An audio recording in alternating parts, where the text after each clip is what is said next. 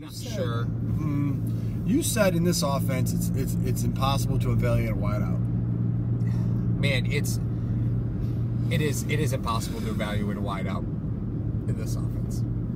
Oh man, yes. But it's two coordinators, and Zay Jones has been ineffective. You can't get off the line. Which he benches coming out of college. He benches a He's buck a slot 35 receiver. He's a slot receiver. I know. He Why isn't he needs playing to the be slot? in the slot. You know what? Going back to the free agent conversation, the free agent wide receiver conversation. You pick up Zay Jones? I would champion any player that the Bills pick up that'll play the outside that push Zay Jones to the slot. This is 2 seasons I've said this now. For 2 seasons I'll support any move that moves Zay Jones to the slot. You've heard me say this forever and a day now. I will support any move the Bills make at the wide receiver position just as long as it moves Zay Jones to the slot. You move Zay to the slot, you see a totally different player.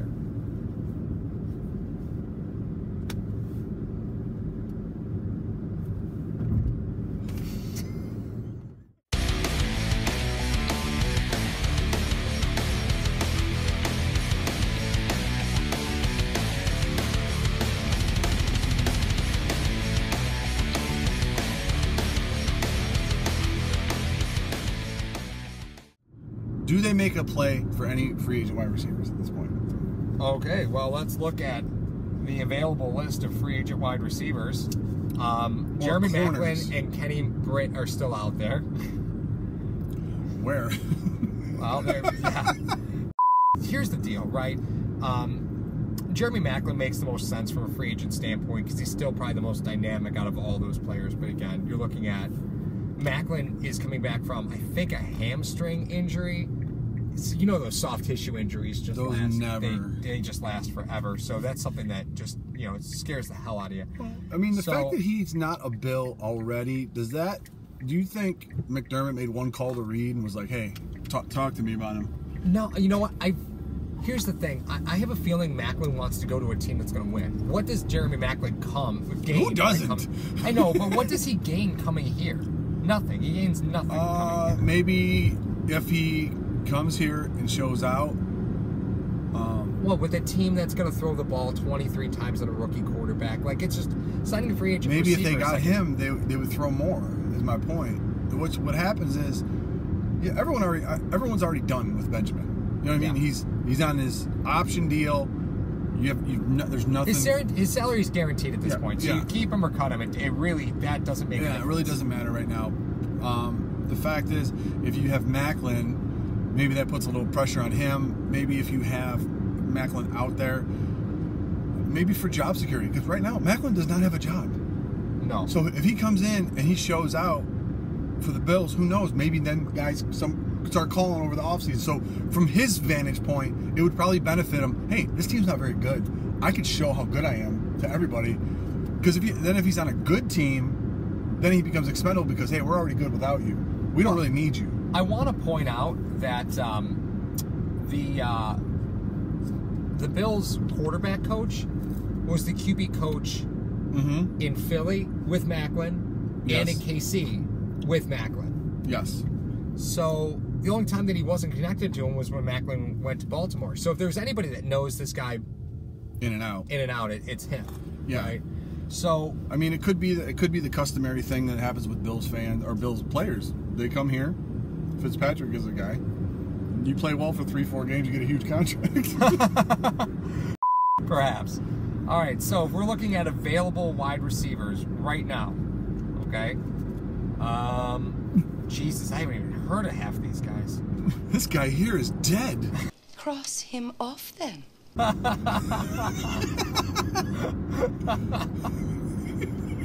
Mitchell Friedman? Willie Hayes? Who are these guys? So the only thing that I think Walter Football is useful for is tracking free agents. I got you an outfielder. He used to be with the Giants. Franklin. Not those Giants. So, Kenny Britt, he's available. Jeremy Maclin's available. There's guys that are out there on practice squads that you could sign, but I don't know if that really. Bills are suiting up practice squad guys. Yeah. That's That's not far. That's not far off. What does it tell you that Brandon Riley still hasn't gotten a sniff? Okay, what are you looking at here? This is brutal. So, if the pickings are so slim, both on the defensive side and the secondary, and the offensive side with the wide receivers, why bring in somebody now to give them if they're going to go to another team anyway? Yeah, exactly. Because then they're just going to take all the trade secrets with them. Right. Those are guys that Belichick loves poaching. Hey, what are they doing? Yeah, I mean. Oh, you're on the practice squad, by the way. That's what they did with Corey Coleman. He's on the practice squad for the Patriots. He's practice squad eligible still. That's ridiculous. I mean, they got him and Gordon in the same. Yeah. For nothing, basically. For nothing. I mean, what they trade for Gordon? What was this? 5th rounder? Yeah. I don't know. I can't remember. They said there would have been a 4th, but they traded the 4th out or something like that. Rashard Matthews was available. I don't think you'd want to sign a receiver who's frustrated that he wasn't getting the football. Aren't they all frustrated with not getting the football? I mean, if they play for the Bills, I'm sure that's probably a common problem. Good Lord. Let's see here. Let's keep going. You got a guy that has an absolute cannon. You can't get guys open within 3 seconds. Mm-hmm. I don't understand that. That this does not mesh up. Let's see here. Brandon Coleman, previously of the Saints. I like Brandon Coleman. I like Brandon Coleman too. He's a big dude. Yeah. Now, like you said, to be a running back for the Saints, the admission at that park is very high. You got to be able to pick up a blitz for Drew Brees. The other end of that is you got to be able to run a correct route. You got to see what Brees sees, and maybe he was just because he's a physical specimen, Coleman. Oh yeah. So maybe he just wasn't seeing what Brees saw, and therefore he couldn't get on the field. I have to imagine that because he's gone absolutely nowhere, that there's some injury issue, right? I just have to. He was injured, and then there was. I wouldn't put it by. No, I don't know. I'm just speculating because that's all it is at this point.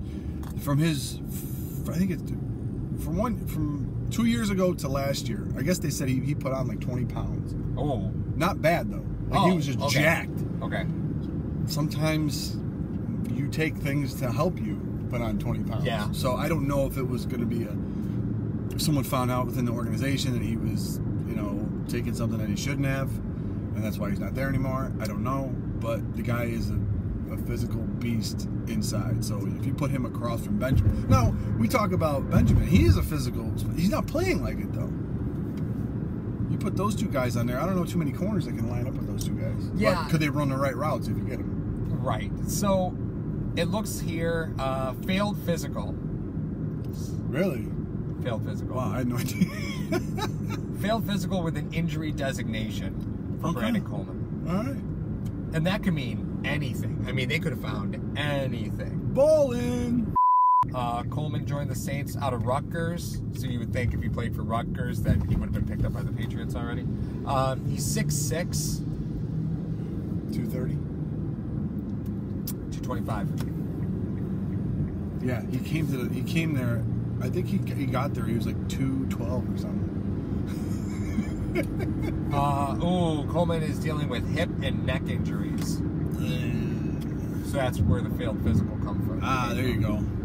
All right. Well, those aren't things that are going to resolve themselves, but it is something that's going to make him a value free agent next year. Because I assume that if he didn't have surgery, he's got to go through rehab. That's probably not. It's probably what he's focusing on right now. Yeah. So there's a guy who next offseason might be somebody you snag, because remember, he's unsigned right now. So when that free agent period comes around next year, much like the Bills did with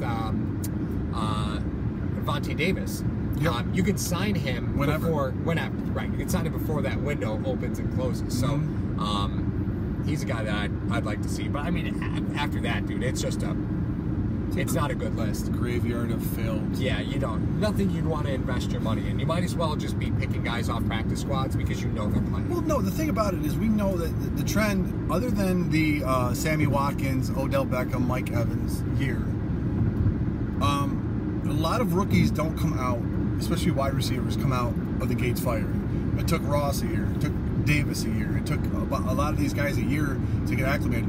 Obviously, it's not taking Ridley a year. No. But most of the time, it takes these guys like a year or two to get acclimated to the NFL, the route tree. Mario.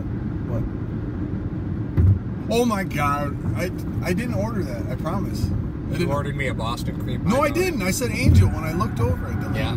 I joked. You joked about it, and I even laughed. I said, "Who puts custard in a donut?" What's this? I ordered a donut. This is a panini. What's going on here? Sorry. So you were saying before I... No, I said most of the time it takes these guys to get acclimated to the NFL. Now, if they go to a guy like, I don't know, Ryan, Rivers, Breeze, they could come out firing if they could pick up the offense. A lot of these guys really don't because they've ran 3 routes in college. Mm-hmm. No one has like a complete route tree in college. So I would favor the going for the free agent route for a wide receiver more than the drafting route because the guys will be able to go right now. Interesting question for you. The Bills call the Rams and say, we'll give you a second for Amari Cooper. Cooper is terrible right now. Well, since I don't know how that would work out because he doesn't play for the Rams. Raiders. Whatever. So you call the Raiders, right? And you offer them a second for Amari Cooper. I don't know. You got the Raiders they have a new head coach. You know they're going to clean house eventually. Cook's there. Nelson's there. Nelson's not there forever. Cooper's a guy. John Gruden, Derek Carr, and Amari Cooper. I call him AC/DC, man. I'm thunderstruck. It's just I don't think you could do it. You can call. There's nothing that hurts to call. I mean, Cooper's just been bad. He's not. I mean, Gruden's not prone to letting really good players out the door. So, I mean, you could. It's a joke. For a minute, I thought you were serious. Wasn't there a tweet out there that said, man, it's so hard to find a good DE these days? All right, Johnny. Thanks, man. I would do it. I mean, he has been bad, but it's a lot of time. Yeah, but the question is it Kelvin Benjamin bad? He's not Kelvin Benjamin bad. He's faster Kelvin than Benjamin's bad. It's bad. Yeah, he's not. No. But I'm not of the cut him because you don't gain anything by cutting him. You really don't. That's not a business move. It's a spiteful move. We're just gonna cut you. We already paid you, so we're just gonna cut you. Who knows? Who knows what happens? I mean, for me, I would go, but I'm not saying no. I would go for a free agent wideout. Not pressing it. I know because you talked about Des Bryant, why the Bills shouldn't go for Des Bryant. At this point, I want a guy to come in here and just hopefully help the team out. Now, coming in 4 weeks into the season, I don't know how much help they would be, how fast they could pick up Dable's offense, if they can get open one-on-one. That still remains to be seen. I don't know. What do y'all think?